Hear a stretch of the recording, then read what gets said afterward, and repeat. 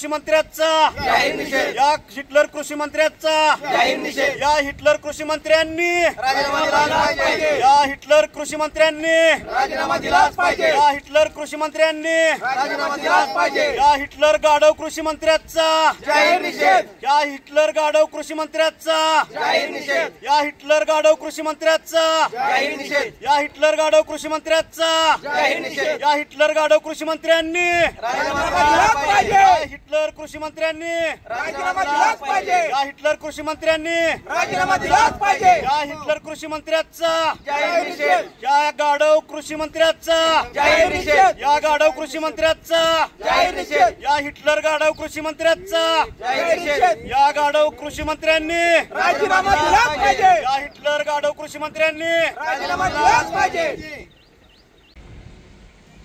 आपला भारत देश हा कृषीप्रधान देश आहे आणि कृषीप्रधान देशातील महाराष्ट्राचे जे कृषी मंत्री हे शेतकऱ्याचा सतत अपमान करत असतात. 2 दिवस झालं शेतकऱ्याचे सतत अपमान करत आहेत. आज त्यांनी वक्तव्य केलं की कृषी मंत्रीपद हे गावगाड्यातील ओसाड गावची पाटीलकी आहे, हे असं वक्तव्य केलं. अहो कृषी मंत्री, तुम्हाला कृषी मंत्री म्हणायसुद्धा लाज वाटायला लागले.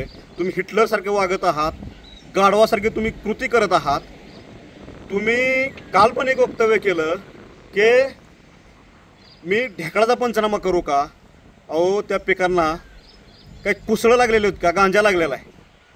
तुम्ही सतत शेतकऱ्याचा अपमान करून तुम्ही महाराष्ट्राची प्रतिमा मिलीन करत आहात. तुम्हाला युवा सेनेच्या वतीनं मी इशारा देतो, तुम्ही तात्काळ हा कृषी मंत्रीपदाचा राजीनामा द्या. अन्यथा राजीनामा नाही तुम्ही दिला तर तुम्हाला सोलापूर जिल्ह्यामध्ये आम्ही शिवसेनेच्या वतीने आणि युवा सेनेच्या वतीने पाऊल ठेवू देणार नाही, हा तुम्हाला मी इशारा देतोय.